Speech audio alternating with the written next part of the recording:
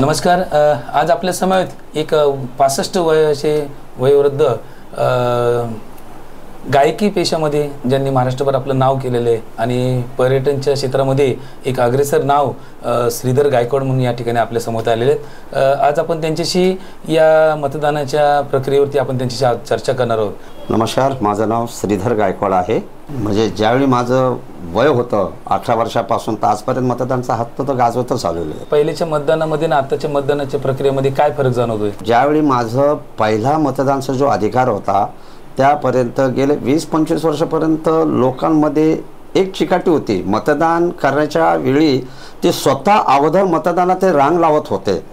आताची परिस्थिती अशी आहे की कमीपणा दिसतोय, मतदान करण्याच्या ह्याच्यामध्ये कमीपणा दिसतो। लोकांना आपल्या इतर लोकांना त्यांच्या घरी जाऊन त्यांना प्रोत्साहन करावं लागतं की मतदान करा, हे करा, ते करा। मग एवढा युवकांच्यामध्ये हे दिसून येत नाही आहे। म्हणजे मतदानाची जागृती करण्याकरता मतदारांमध्ये काय करावंसं वाटतं तुम्हाला? एक करावं लागेल, लोकांना सांगावं लागेल, त्यांना समजून सांगावं लागेल। आता जे ज्येष्ठ नागरिक आहेत त्यांच्या घरी जाऊन साऱ्यांना गोळा करून आपलं मतदान कसं आपण द्यायचं, कसा हक्क गाजवायचा, त्याच्यामुळं आपल्याला ह्या देशाची प्रगती भरपूर होईल। अनेक लोक मतदान करायला बाहेर निघतील। तरुण पिढीमध्ये बी त्यांची म्हणजे एकाकी करून त्या लोकांना बी समजून सांगितलं पाहिजे।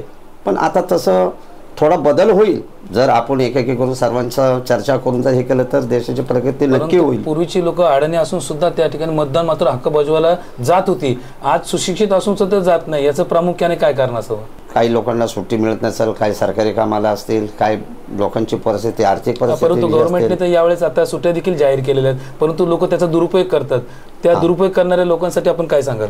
एकपणाचं नियोजन हे केलं पाहिजे त्या लोकांचं, त्याच पद्धतीने की आपण त्या लोकांना समजून सांगितलं पाहिजे। अनेक अभ्यासू लोक आहेत ही तरुण पिढीमध्ये आणि ज्येष्ठ नागरिकांमध्ये बी अनेक अभ्यासू लोक आहेत, परंतु हे एकत्र व्हायला पाहिजे। जर एकत्र झालं तर तरुण पिढी ज्येष्ठ नागरिकांची लोक एकत्र जर झाली तर एकमेकांचा जर विचार केला तर नक्कीच ह्याचा समज निघेल। या लोकशाहीमध्ये मतदानाचा अधिकार बजावणं हा एक आपलं कर्तव्य असं काही जण मानतात आणि काही जण मानत नाहीत, तर त्यांच्याकरता काय सांगाल? मानत नाही हे मांडलंच पाहिजे, हे चुकीचं आहे। कर्तबगार केलंच पाहिजे, हा आपला अधिकार आहे। लोकशाही बळकट करण्यासाठी आपण मतदान केलं पाहिजे। काय आव्हान कराल लोकांना? जागरूकपणे एकत्र केलं पाहिजे लोकांना सांगण्यासाठी आपलं हक्काचं मतदान आहे ते वाया जायला नाही पाहिजे। देशाची प्रगती मोठी झाली पाहिजे, त्यासाठी आपल्याला मतदान करणे फार गरजेचं आहे।